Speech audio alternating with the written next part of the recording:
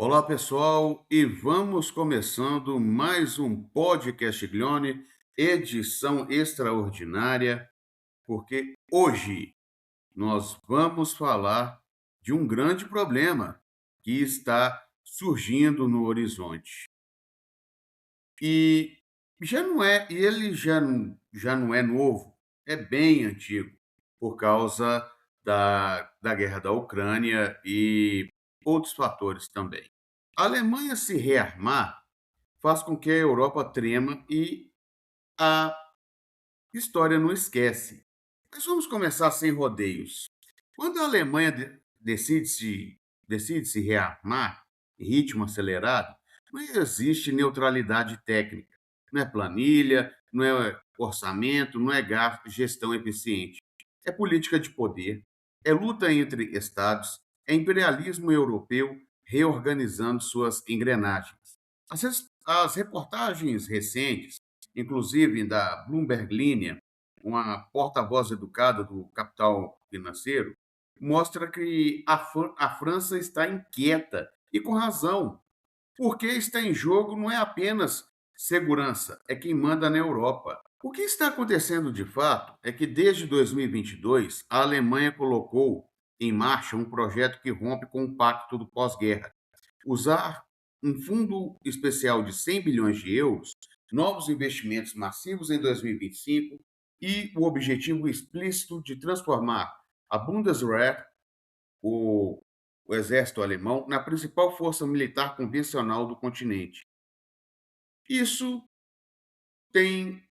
nós poderíamos chamar isso de recomposição do poder militar de uma potência central do capitalismo europeu. E aqui não adianta fingir surpresa. A guerra na Ucrânia foi o pretexto histórico perfeito. Toda ordem imperial precisa de choques para acelerar mudanças que já estavam em gestação. Agora a França está incomodada por vários motivos. Três motivos são elencados nessa história. O primeiro é a disputa de hegemonia intra-imperialista. A França sempre se vendeu como potência militar da Europa, arma nuclear, Conselho de Segurança da ONU, tradição intervencionista na África.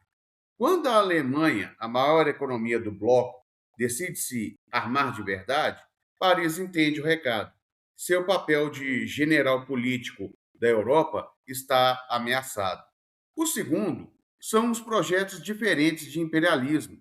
A França fala em autonomia estratégica europeia, mas isso significa autonomia sob liderança francesa.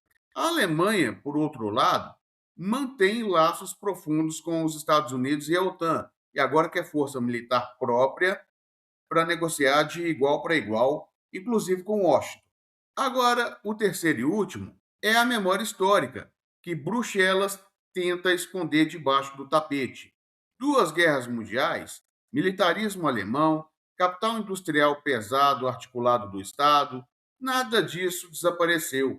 Isso foi apenas adiado. Esse mito da Alemanha pacifista foi criado depois de 1945. Eles construíram uma narrativa de aprendemos com a história, somos uma potência civil, preferimos diplomacia. Isso nunca foi virtude moral, foi correlação de forças. Com o fim da Guerra Fria, a expansão da OTAN e agora o colapso do arranjo europeu de segurança, a burguesia alemã concluiu: já deu de pagar essa conta simbólica. O que nós podemos ver aí é que, desde 1945, a Alemanha construiu essa identidade internacional sobre esses pilares de contenção militar, diplomacia e multilateralismo. A Angela Merkel passou 16 anos evitando até falar de poder bélico. Acabou. O Olaf Scholz falou em Zeitwende, ou a mudança de época. E o atual governo do Friedrich Merz, simplesmente acelerou o processo. A Alemanha deixou de ser um freio simbólico do militarismo europeu, e isso tem efeitos que vão muito além de tanques e caças. Quando Berlim se rearma, ela redefine o que é considerado normal na Europa. outros países seguem, o debate público muda, a guerra deixa de ser exceção e passa a ser uma hipótese estrutural. E isso, pessoal, que vai gerando muitos problemas. A França entendeu rapidamente o que está em jogo. Esse rearmamento alemão está deslocando o eixo de poder dentro da União Europeia, ameaça a liderança militar, reabre disputas internas entre projetos distintos de imperialismo europeu. Não se trata de segurança coletiva, mas de quem manda.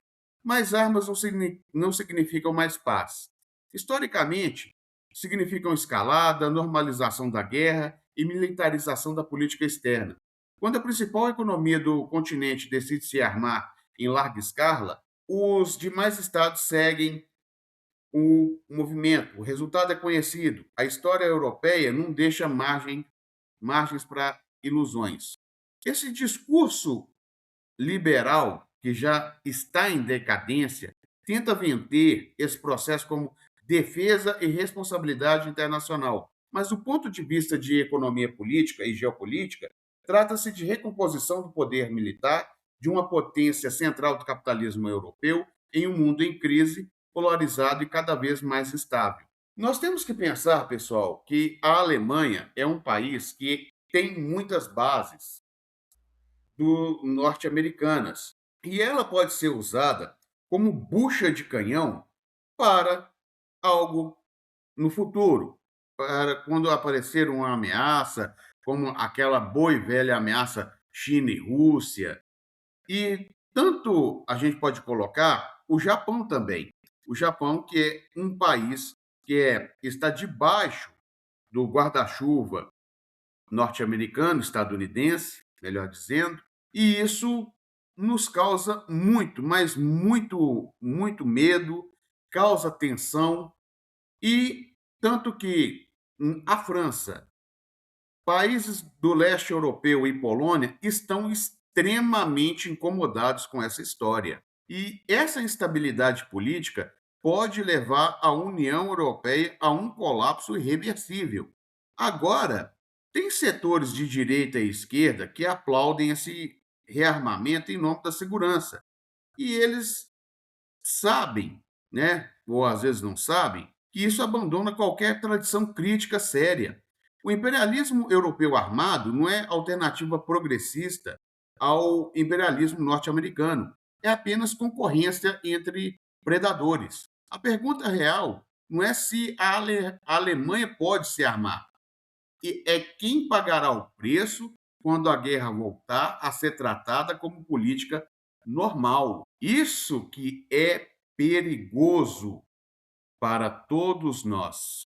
Essa concorrência entre predadores não pode ser tratada como algo, como torcida futebol. Isso é perigoso, pessoal. Os imperialismos, Lenin dizia isso. O imperialismo europeu não é antídoto contra o imperialismo americano, não foi antídoto contra o imperialismo japonês.